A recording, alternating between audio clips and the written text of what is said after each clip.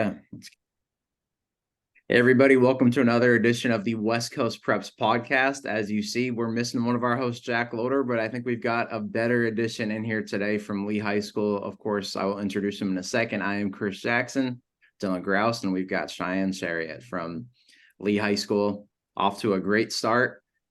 Leigh's undefeated, won some big games. Shayan's obviously had some big games. Dylan, you were there at the season opener, but how's everything going, man? It's going good. We started off on fire, 2-0, a lot better from last season.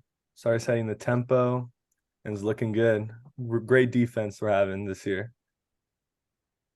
Yeah, and you had that first game of the season, the one I was at. It was a 28-0 game, but you scored pretty much all the touchdowns for your team. Was that like a big confidence boost in your mind going on like the rest of the way so far? Like, has that helped you that first game? It's helped me, but I know I have the ability to put points on the board. It's just me executing our offense, and that's like my mindset throughout the games. I just got to execute. Yeah, and I remember you telling me that your football journey started kind of in that unconventional way. You signed up for freshman football without your parents knowing what you were going to do. I thought that was super cool. So kind of walk me through the development journey that you've had, because you started from that and now you are taking the Bay Area by storm. You're putting up numbers. So talk to me about your kind of development story. So freshman year, like I signed up without them knowing. Started working hard my freshman year, lifting, eating good, training, because my goal is to play varsity my freshman year. And then later on in the season, I finally got that option. I got pulled up my freshman year to play for the last game of the season. And that gave me a confidence boost right there. And I fell in love even more. And ever since then, I started working harder and harder to get better at the sport. And over the time, like fit in and did well. I mean, you started and you signed up without your parents knowing. When did they find out, and how did that conversation go when they did eventually find out that you would join football? All right, so it started the summer workouts. I was gone for like 2 hours of the day, and they're like asking me where I was going. Like, I'm gonna hang out with my friends, all that, because my friends did football too. So I was basically hanging out with my friends. So I was doing all the football workouts, practicing. Then over the time, I kind of like hinted to them like about football and all that. And I told them like I've been practicing and all that. I just really wanted to play. Then they was like, all right, like the only way you can play is if you like don't get hit. Cause they don't want me to get hit. They don't want to get me hurt, nothing. So like you gotta play quarterback or kicker. I'm like, sure, I'll try. Now I play running back and linebacker. I get hit every play. But ever since then they fell in love with the sport after watching my first game, and then just wanted me to like succeed after that. What do you remember about that first game? First game, it was a rainy game. I think it was Sobrato. It was raining, and I was playing linebacker, and I was a punt returner too. And I'm pretty sure I cribbed a punt return that game, or it was the second game. I'm not sure, but yeah, it was really fun. Yeah, and so when did you like really know that this sport was like your calling and that you had a chance to be really good at it? Um, Honestly, my freshman year. So I was a basketball guy my whole life, basketball, baseball, and I realized I'm not gonna be like 6'5", playing like Division 1 basketball or something like that. So I realized like I gotta go to a sport that I can fit in. So it was football. Like I was a pretty big dude freshman year, and I'm like, dang, I really want to play football because my friends were playing too. And ever since then, and like I'm a pretty physical guy, like uh when I have like the ball in my hand, like I just keep on running. So when I just got the ball in my hand, I just got excited and wanted to just keep moving. Yeah. And was running back like a position that took you a while to get accustomed to, or was the transition kind of simple or kind of straightforward in your development, would you say? Yeah, so my freshman year I was playing linebacker and wide receiver, like kind of like a slot, like a bigger slot. And I wasn't like getting really reps, and I really wanted to run the ball because I was punt returning, and I just like, dang, coach, put me at running back. Like I really want to play. And then our varsity coach saw me like do like punt returns and made our like JV coach uh put me to running back, and that's when I started to transition to running back. And I just started learning like off like how to like Madden, like when you like play and like you read the gaps. Like I was playing Madden, I was reading gaps. Like that's how I honestly like learned how to play running back. Playing like football games and reading the gaps and like going up the gaps. Who's your Madden team since you play? Oh, I'm a Niners guy. I love the Niners, but I played a lot of like my team. Yeah. But yeah, and so what has been like the best memory so far of playing on the high school team that you really like have cherished all these seasons and that you kind of keep in your mind all the time? Uh, our us making CCS our my sophomore year. Um, that was like a first time in a while that we made it. We had a great season, and we never take buses, and we took like a bus for the first time to San Francisco. We played Sacred Heart Cathedral, and that bus ride, like we bonded with the team going up and down, and I just enjoyed that moment, like us in like the top of the stage against a private school, like. I really enjoyed like us playing really good competition, and I just wanted us to do it again this year, playing good competition and trying to make CCS. Yeah, and one thing I've seen kind of not just with like your guys' team, but kind of around the running back play in NorCal especially has been really good. Have you kind of seen that trend as well? Like, have you kind of felt that high school has kind of become more of a running game? Because it used to be much more of a passing game. Like, have you felt that transition a lot, especially in your guys' offense? Oh yeah, so I've seen a lot like college, like they're passing a lot, NFL they're passing a lot, and high school is the type of game where like I don't think quarterbacks are developed as much, I'm guessing, and they want to run the ball more. I guess is more safe. But with our team, like our quarterback, we got a good quarterback. We can throw the ball. Like that's what we showed our in week 2, our passing game, how we started passing the ball more, and having a diverse offense as Leigh does is better because teams now need to stop the offense or the passing and the running. So I think, yeah. I want to go into your guys' defense too. A shutout week 1, I think 7 points against Pioneer team that's got some good guys on offense too. We've seen it last year, the spring, all of that. What's been the key on that side of the football? So our focus this year on the defense is we want to have the best defense in the league, and that was our mindset throughout all of last year and this year. So last year we had a bunch of juniors starting for the first time, first year on varsity, and they didn't have like the right move yet. So now they're all seniors, 2-year starters, and they're ready to go. So we got amazing D linemen, all underclassmen. So they're all juniors and sophomores, big guys, clog the holes, make them bounce out. Linebackers, all seniors. Um, we got Ilya, Reese Schuyler, Carter Williams, and me at linebacker. We got a nice senior linebacker core. And then our DBs, 2-year starters as well. And just going well. Like Ben Varnell, Suf, and Michael and Cam. Yeah, and you mentioned that you were a linebacker as well. You take a lot of hits in the games each week. So is there like a specific way that you kind of keep your body right each week or getting prepared for each week? Is there like a specific way that you do that so that you're able to, do what you do each week? Yeah, it's a long process. So after the game, I instantly go ice in the training room. Um, Then after that, during the weekend, I take a lot of Epsom salt baths. I don't know. It just does something right to my body, I guess. It helps me a lot. And after every practice, ice 100%, stretch during when I'm at home. When I'm about to go to bed, I stretch, I guess. I'm like on TikTok and stretching. Hmm. You guys too, right? Last year, 3 wins. The year before that, 9 wins, right? It sounds like you guys have more experience, right? Especially on the defensive side of the football. But were there any differences this off season that you guys are doing maybe differently to get ready for this year, and that's maybe helped you guys click early on to start this season? Yeah, the game planning is a lot different this we focus a lot more on the defense this year, like a lot of defensive film. We're in like the classroom going play by play, like what moves like each other team does, like each drive we like study it and then we translate it to practice. Our scout team does amazing. They like is a perfect like game like style, and we just focus on each like defensive play, like do our job, because this is a team sport. Like if one guy doesn't do their job, it can mess up like the whole drive. So we just gotta all like do our nice run fits, zone drops, and fill in the gaps. Yeah, and what do you say comes more naturally to you? Would you say offense or defense? I know like each spot is like a different job. So in your game, like what comes easier for you?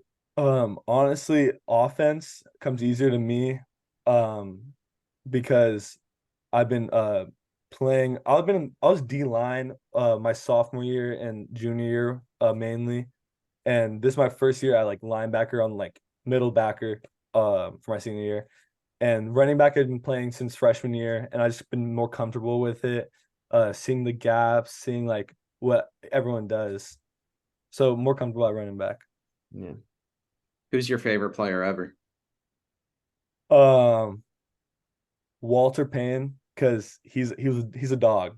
He lays down the booms every time. Um, just boomsticks are crazy, and he's fast.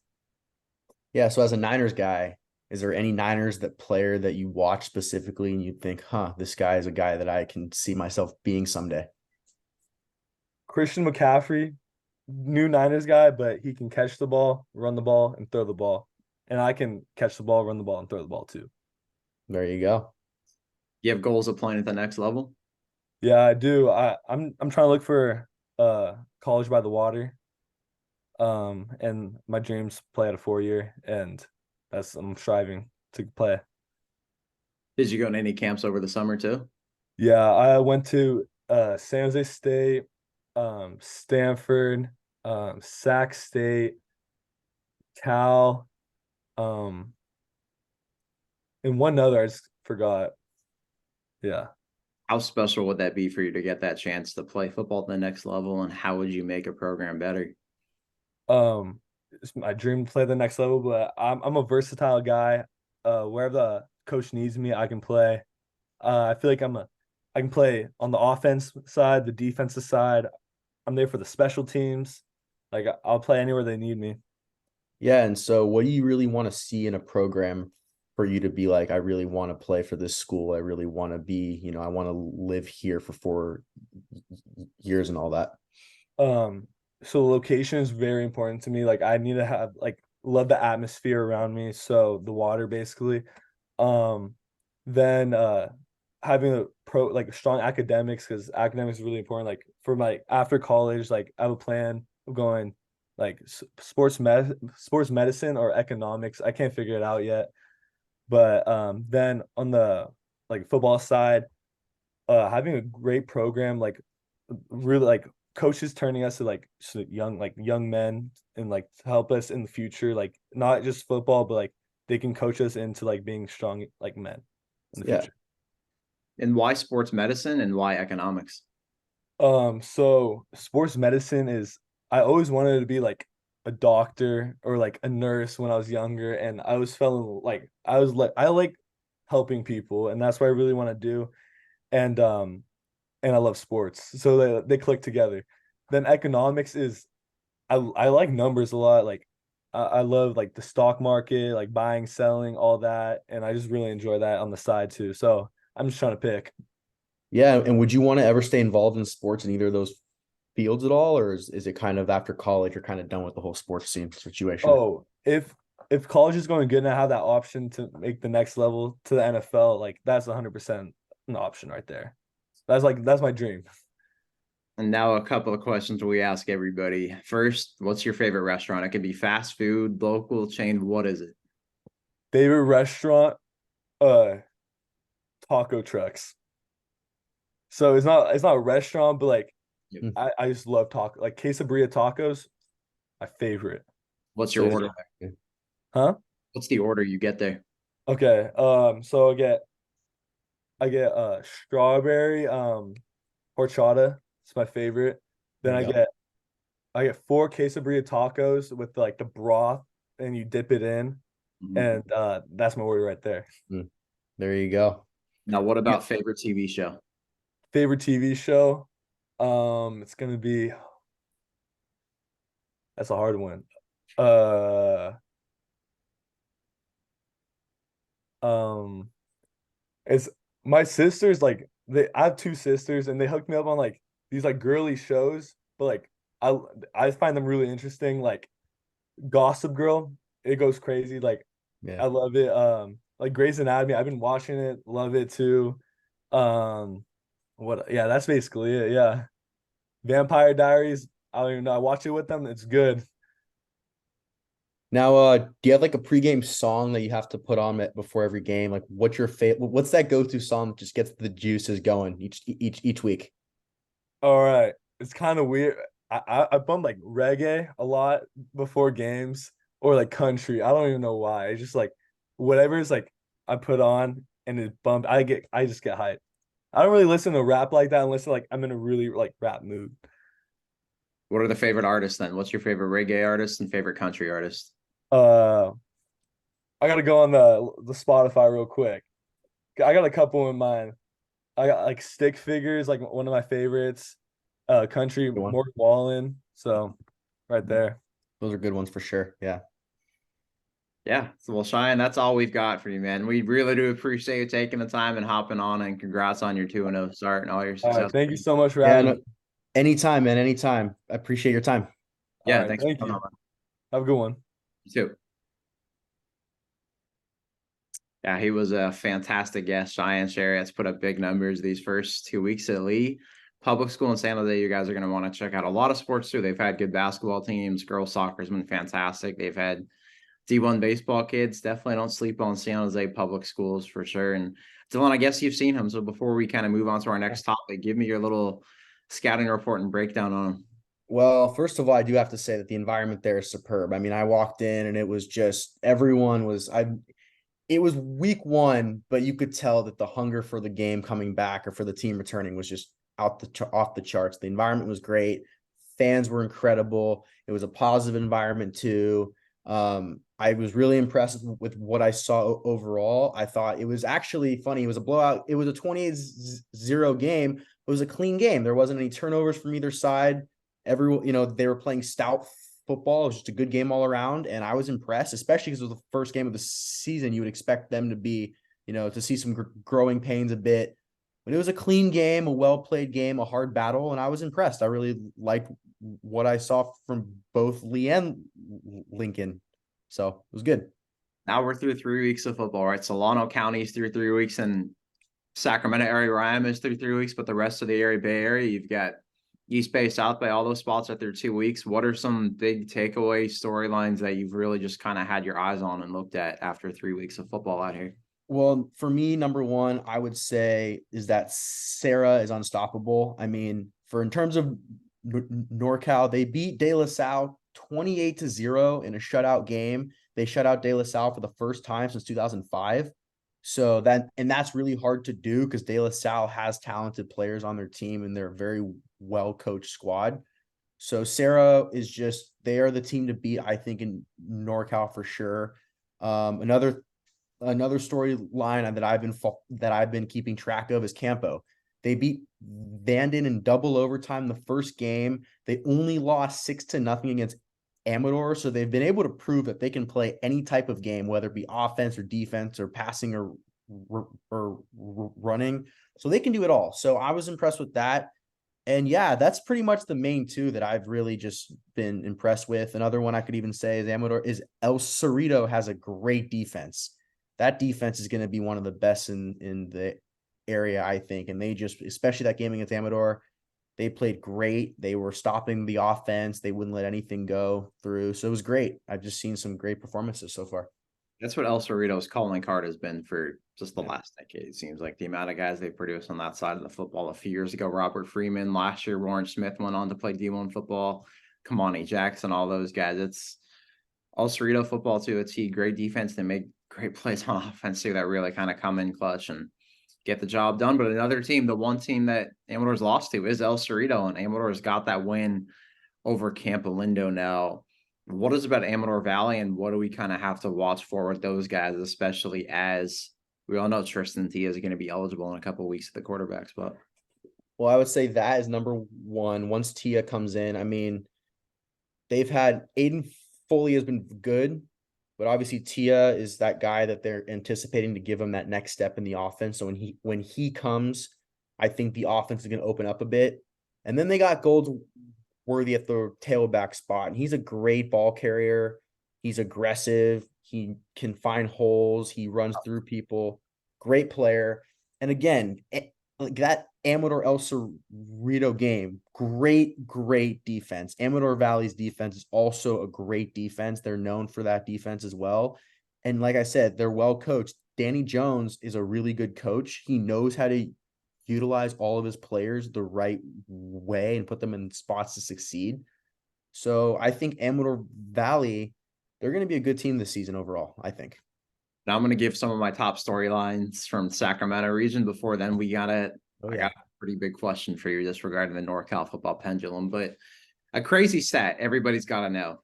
Wheatland Union, 0-10 last year. Now they're 2-1 this year. Obviously changed, right? They built that up. Great senior leadership. Got those kids out. They have their own retreats that players led, not just coaches, but players led.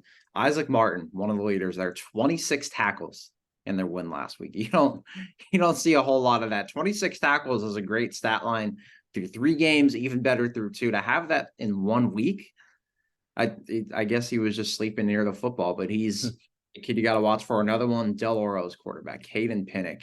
He's got an offer from Brown, but this kid's like an MVP. He had, I think it was a 20-yard touchdown pass last week, kind of jumped in the air and threw it, right? Just a dot right on the spot. It looked like Tim Tebow just farther away, in a righty, of course, not a lefty, but the way that was thrown. 209 more passing yards last week, 4 total scores. This year, 695 passing yards, 11 touchdowns, 0 interceptions, 3 more scores on the ground. Real dual threat kid. He's in the MVP conversation. And Del Oro is a top 5, top 10 team in Sacramento and Northern California. And then some smaller schools, Lyndhurst and Mira Loma, both 3-0. Their defenses. Lyndhurst's defense is playing phenomenal football. Alex Lawson, 2 interceptions last week. One of them would pick 6. Kevin Wiley, 2 interceptions, 2 tackles for loss. Vera Loma, when we've talked about great defenses, right? It's their defense has a lot. 34 points through 3 games, 5 interceptions, 7 forced fumbles, 32 tackles for loss. Too many numbers to keep track of, which is a good thing if you're the guy inputting stats for them, right? Jackson and Dylan Grausz, 33 tackles, 9 tackles for loss. They've got a dual threat quarterback in Brennan Collins and a great running back, that Brad Williams Jr., that's averaging 16.8 yards per carry. Hard to do that, especially on a consistent basis. Then a couple other programs I want to highlight is, got to salute these guys, is Indercombe. Coach was suspended week 1, returned. Since his return, they've outscored their last 2 opponents, 2 teams that were ranked in the preseason, 130-0. Well, that's what they call a beatdown. Yeah, that's called defense wins championships, and they may just win a championship this year. That one team they lost to was Del Oro and Caden Pinnock, who I just mentioned. They gave up 50 points in a 50-34 loss. It was close until the end.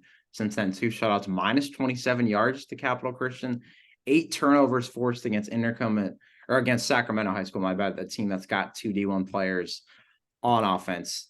Baron Taylor's got 3 interceptions the last 2 weeks. Christian Harris is a freak on both sides of the ball. Ricky Cole's a dual threat quarterback. Josiah Sharma's a big freaking defensive tackle. That's got D1 offers. West Park, I saw them on Friday. They were the reason I was a little late into the podcast or to the Twitter space, and that's a good thing. 135-24. They're 2-1, 30-year varsity program. That's when Leigh gets first ever varsity without a senior class. Last year went to a section semis. This year 2-1. Their running game is clicked. Weston Wade, Mason Johnson is a D1 kid. They've got the pieces on offense and defense. And that's okay. 3-0, 157-14 combined score between the opponents. And Barrett Crosby, 3 pick sixes in 3 games. Wow. Really, all 3 of those have come in the last 2 games. And he had over 100 rushing yards last week, too. Wow. That's impressive. That's what I've got from Travis Hunter vibes right there. That's what he's giving off.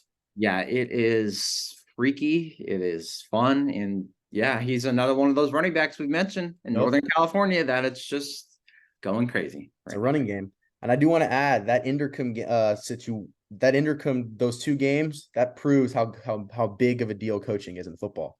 First game, they didn't have their head coach. They didn't look the same. He comes back, and that's what they do. So think coaching is important in every sport, but especially football with all the guys you got to have. And it's really more than anything that's a team sport because one linebacker misses an assignment, a safety, a cornerback misses an assignment on a cover 3 defense. What's going to happen? Broken play? Like a 50-yard play or a touchdown, right? That's hard. And you got to have the line in sync. The quarterback's got to be in sync with the center, something that's very underrated because week 1 I was at a game where it was a new center, new quarterback, and they had some of just those issues kind of plaguing them, obviously week 1 stuff, but everything has to be in sync in football. Oh, yeah. And that's steps down to the coach. And Reggie Harris, great coach. He's done a great job. And there comes 2-1, won big games. But the NorCal question, how has NorCal's football pendulum swung? And you and Jack and I talked about this, making the football rankings. De La Salle is no longer that top dog. And now they're not even ranked top 2 in the Bay Area. Yeah. I will say this. I'm never going to fully give up on De La Salle in the sense where they're De La Salle. They're going to figure it out. But I said last week that I really thought that I couldn't see De La Salle going 0-2. But the schedule that they have on their plate and the way that Sarah just looked kind of, I don't want to say a whole nother level above them, but Sarah looked like, they came to both teams came to play. I mean, it was only 8-0 at halftime, but Sarah turned it up in the second half. It wasn't even close to the second half. They scored 20 unanswered points. I think Sarah's king. Obviously, Sarah's king. De La Salle, they're still top 5, obviously. But I think right now, from what I've seen, this may be a stretch. Obviously, Sarah's 1, but SRV, they might be 2 or 3. Yeah, I know we had some questions about that with the rankings too. And the only reason why they haven't jumped De La Salle yet is because I know Pitt hasn't beat De La Salle in a long time, but they've come close before. They've done it. San Ramon Valley did come close, I think, a decade ago when I was in high school, but still got to see it. De La Salle's a really tough schedule thus far. Of course, San Ramon Valley has De La Salle schedule playing 2 nationally ranked teams. Sure, both losses, but both were close for a long time. Just opponents pulled away late, right? Like Sarah up 8-0 at halftime. The Orange Lutheran game was tied at halftime 14-14. So it's now these next 2 weeks, I think, will show a lot because they got St. Francis this week, the team that snapped at the NorCal streak 2 years ago, and then St. Mary's of Stockton, who I've seen, I now also have above De La Salle in the NorCal football rankings. Yeah, I think that this St. Francis game is going to be a tough test for De La Salle because, I mean, St. Francis lost in the first game, but they played Helix, and they're a different breed. So I think it's, St. Francis is a great team, very well-coached team. Both programs are, but, I mean, St. Francis, the last couple seasons especially, have really shown that they're starting to make De La Salle's life a little bit more difficult in the realm of football. So I think that game could go either way, but I don't know. I have just a feeling that it's going to be another struggle for De La Salle a little bit more of a struggle than I was expecting. It's tough. And I know you wrote about it in the previews up westcoastpreps.com as they've got a great run game. Kingston Canane, he shined as a sophomore, 167 yards, 2 touchdowns to beat Monterey Trail, a great team in the Sacramento region. I can literally see their school right from where I live too. I could see the lights, and I know that's a damn good football team every year, but St. Francis gets a big win. Their quarterback, Aaron Knapp.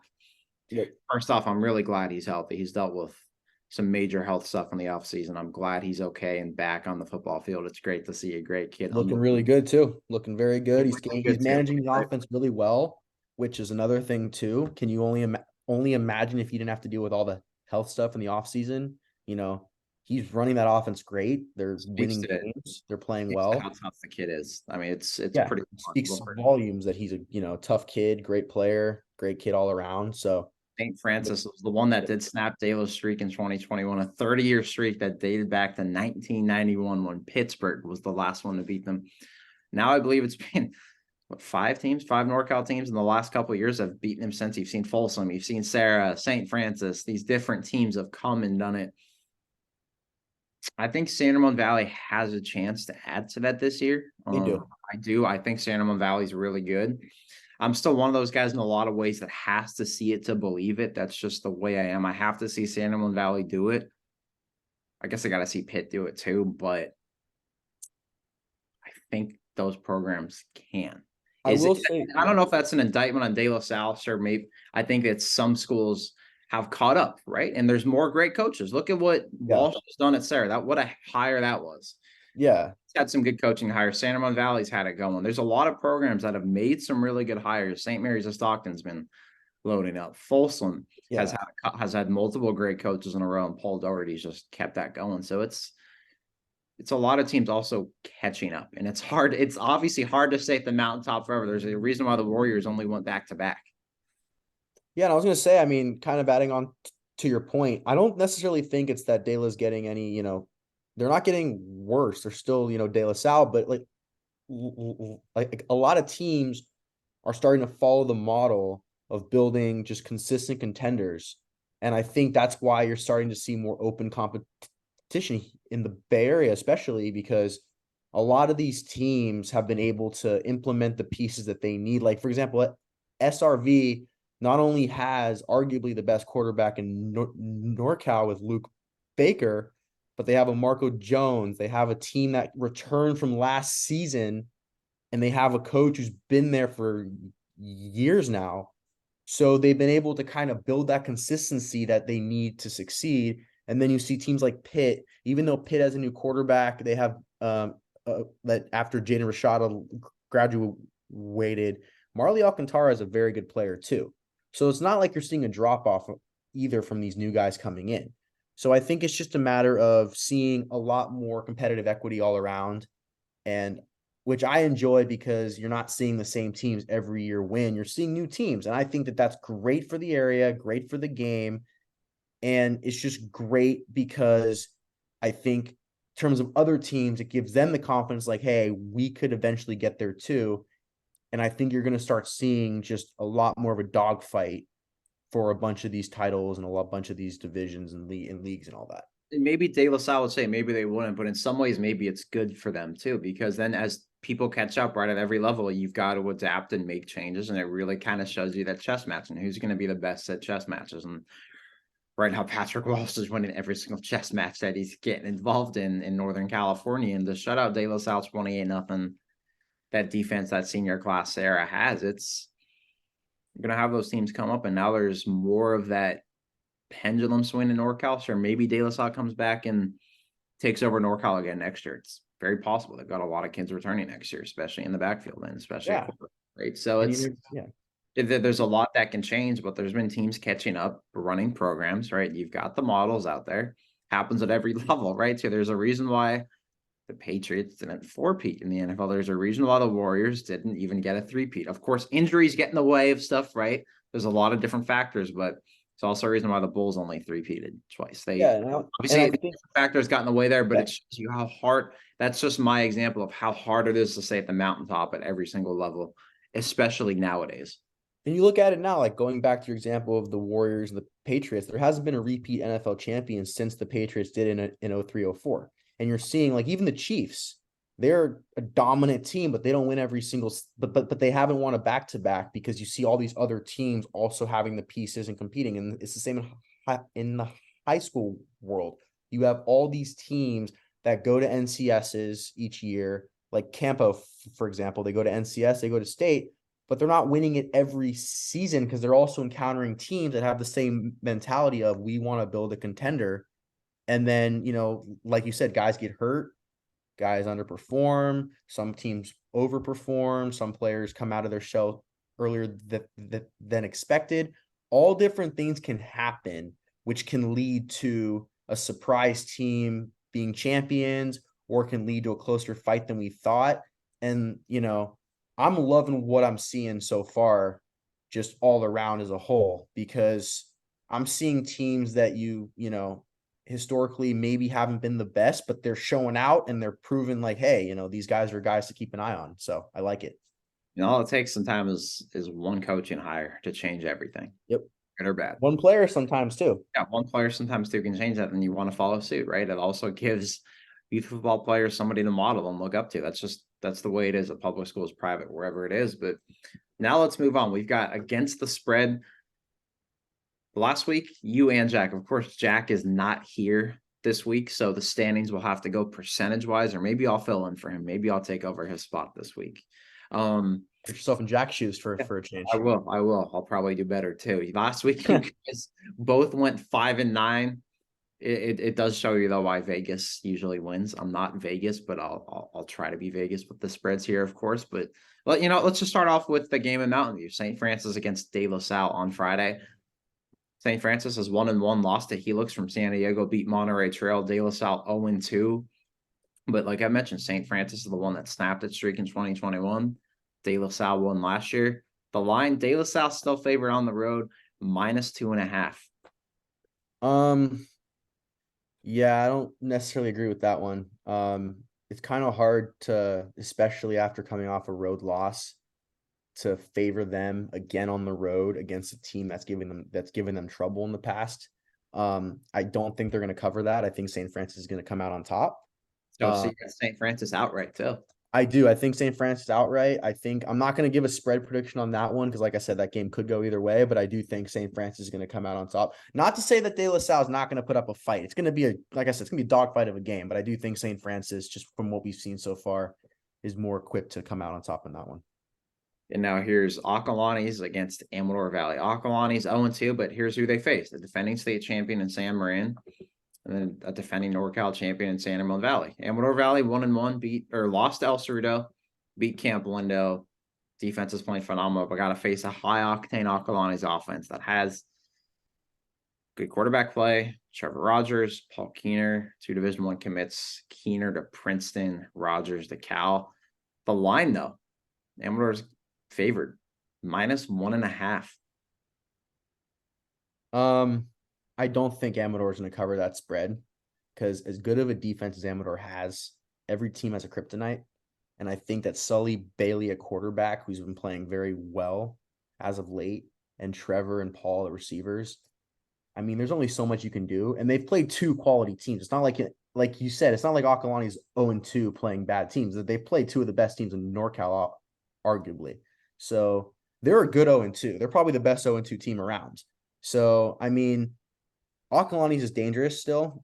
Like Jack said in his takeaways, they're a dangerous team.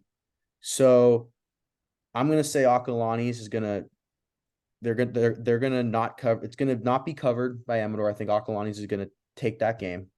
Is it at home though, or is it away for them? That's the real question. It's in Lafayette. Okay. I think Acalanes takes that game. And the student section. Yeah. The student section in that place goes crazy. So. Yep, I've got Acalanes, and I'm also going to mention the last one. I also have De La Salle covering the spread and winning that game too. But the next one is another game in La Miranda. It's Camp Lindo home against Windsor. I was at that game last year at Windsor when Camp Lindo literally scored a touchdown, Dash Weaver to Scott Lyon. Yep. As time expired to win. This year, Camp Lindo 1-1, beat Vanden on the road, lost to Amador. Windsor is 0-1, but they are North Bay Power now. And that loss, Escalon, who is a powerhouse out of the Central Valley, defending state champion. They've multiple state runs there, and they just keep doing what they're doing. They've got a great Russian attack talent, right? Or they've got some guys there in the backfield that are really playing good football.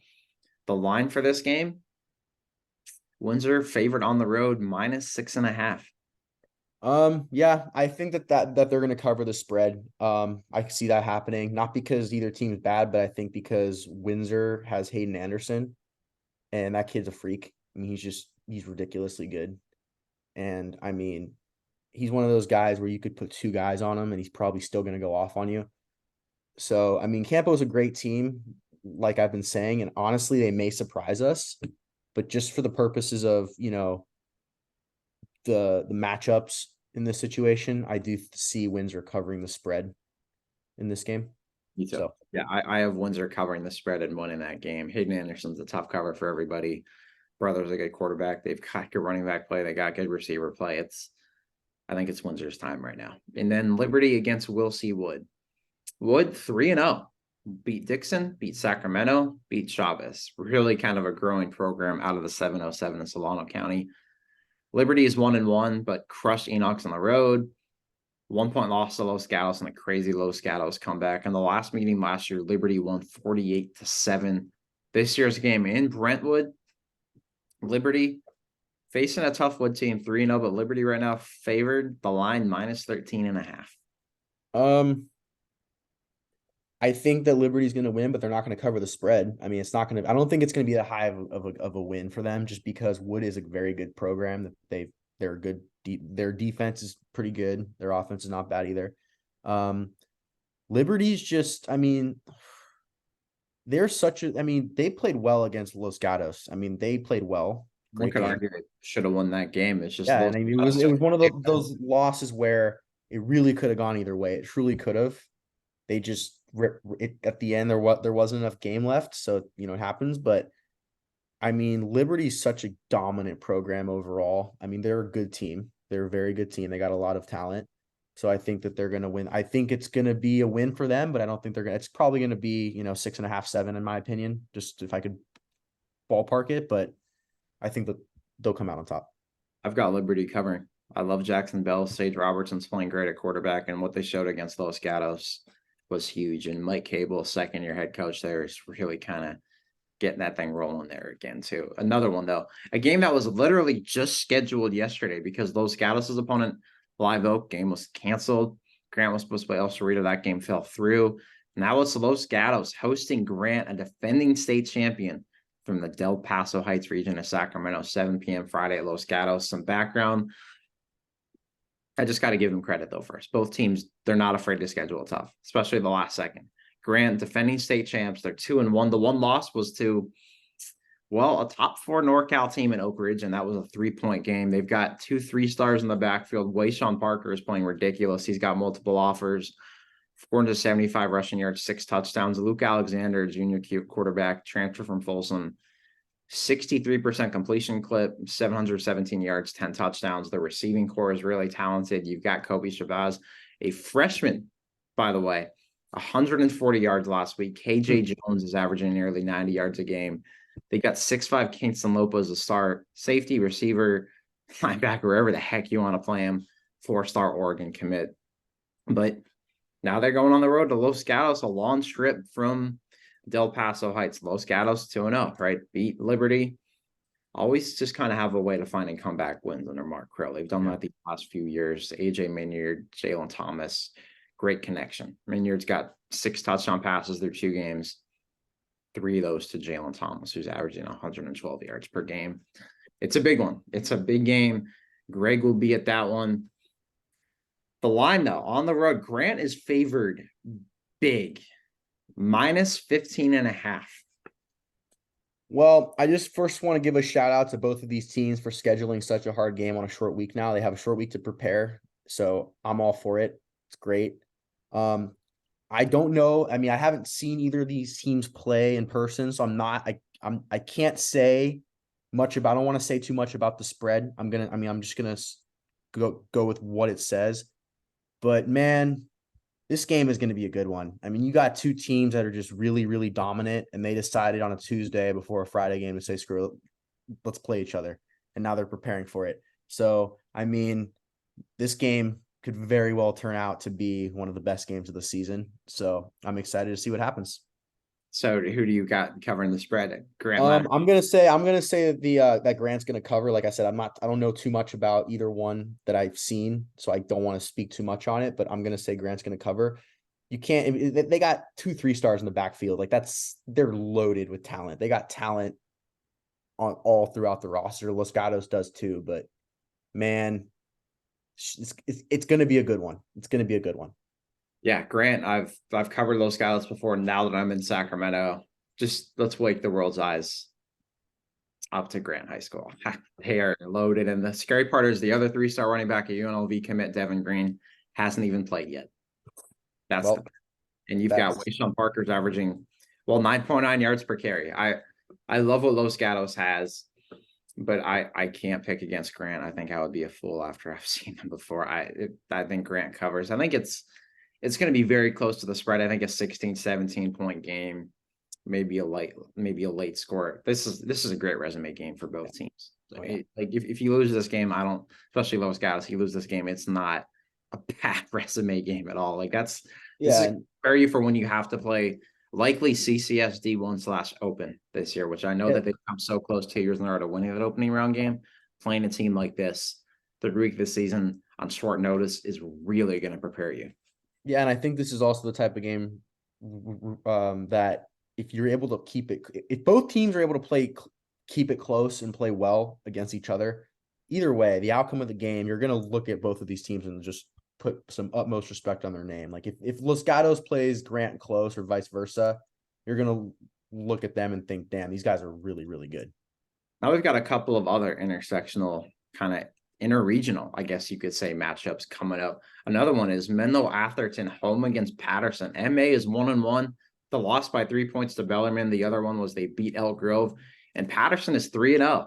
Won some really good games. And here's some background info for you guys too. Is Menlo Atherton 120-14 over Elk Grove, who was ranked in Sacramento. Their QB is Xander Eshelman, a transfer from Sarah.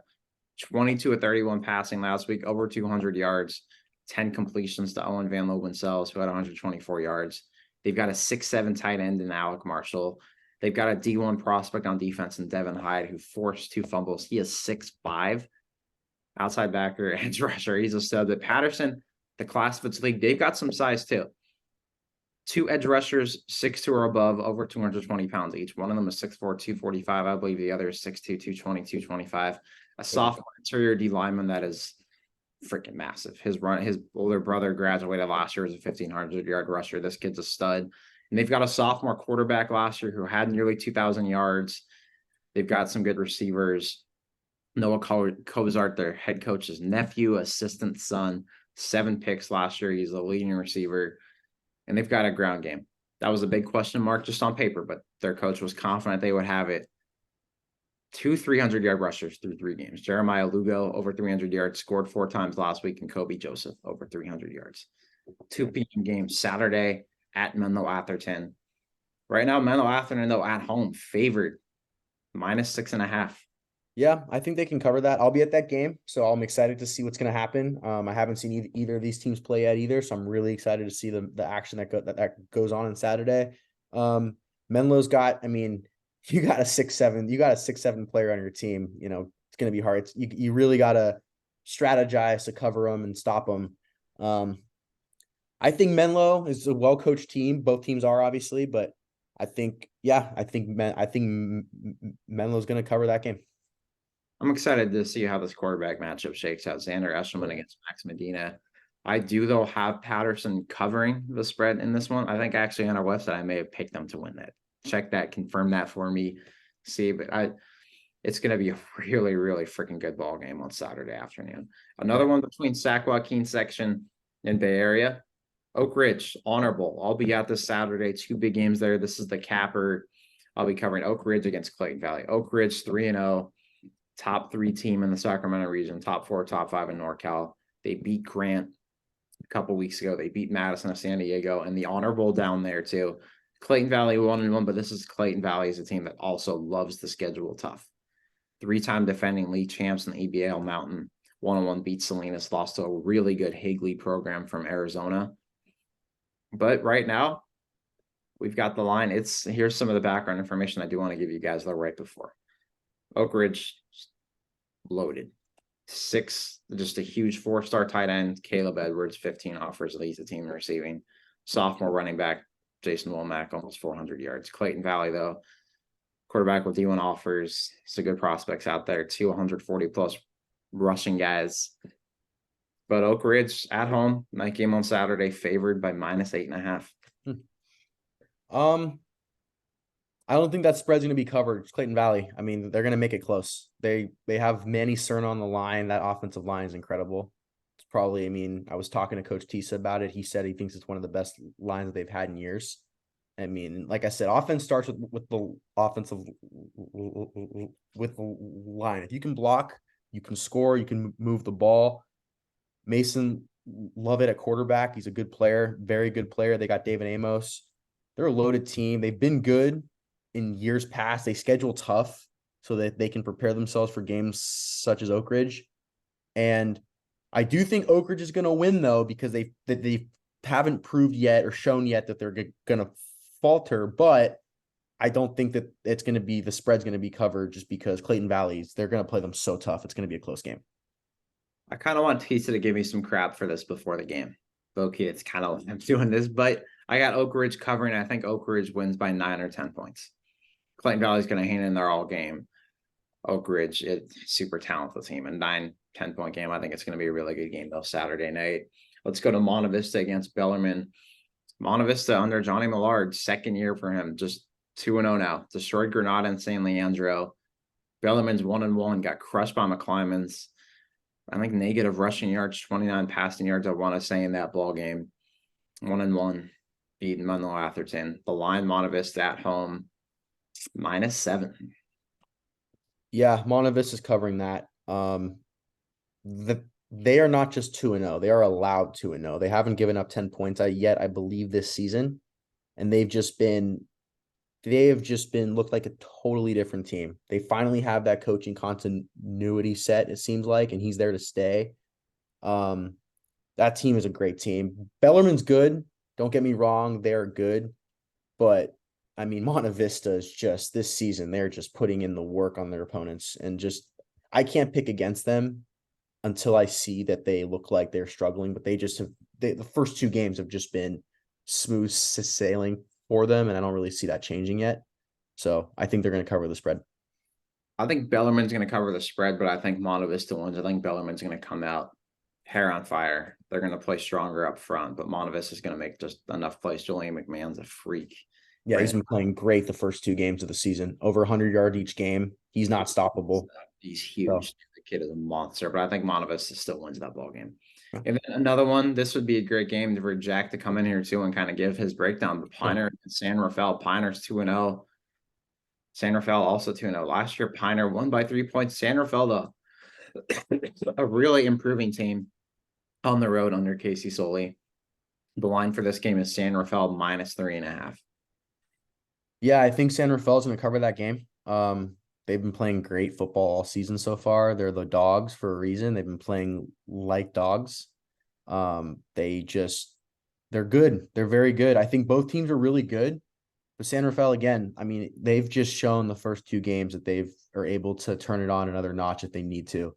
And I think that's not going to change this week.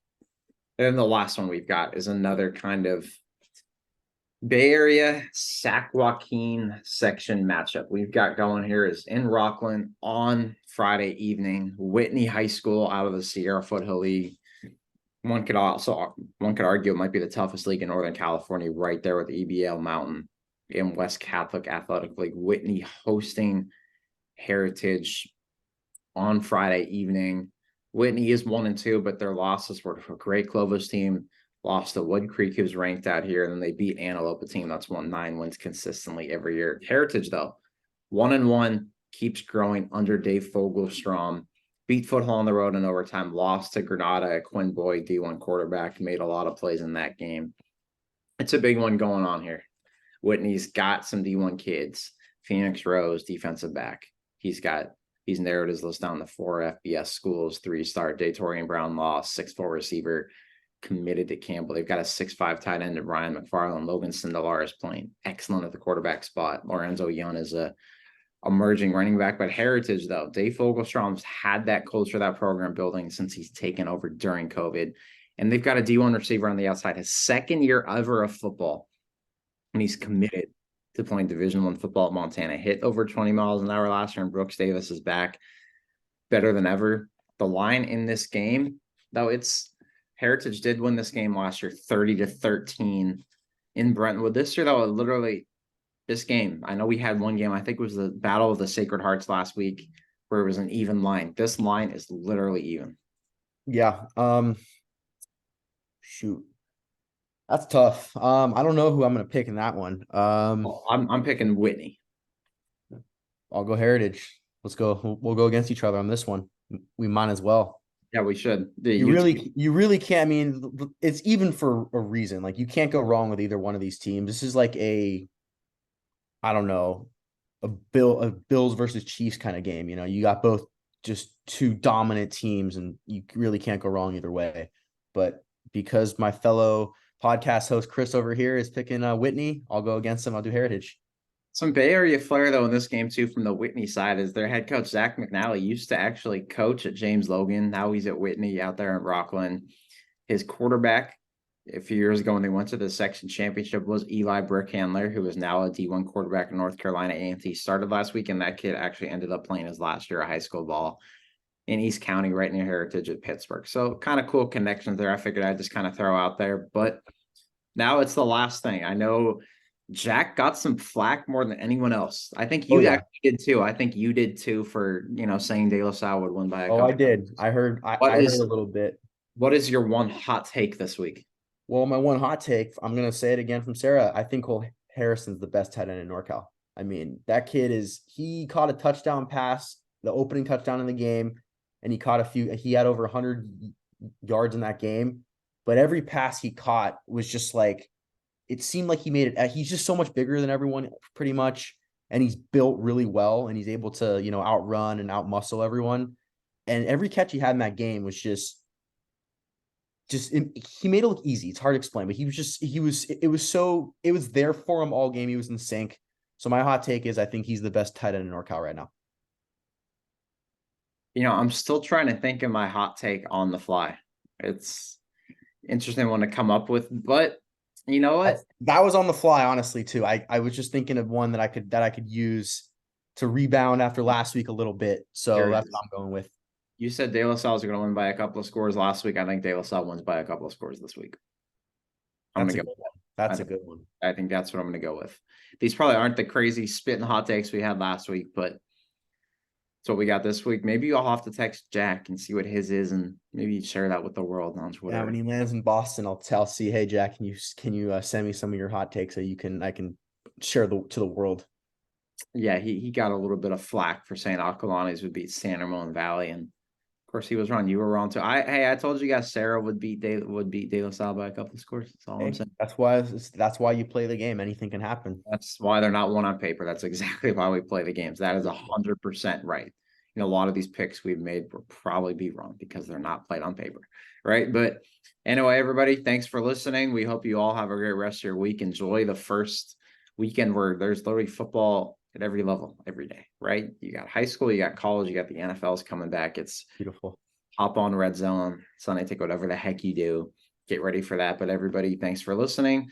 Send us maybe some recommendations for guests we should have on in the next few weeks as well. Some student athletes, coaches you would like to see us talk to and get to know more about.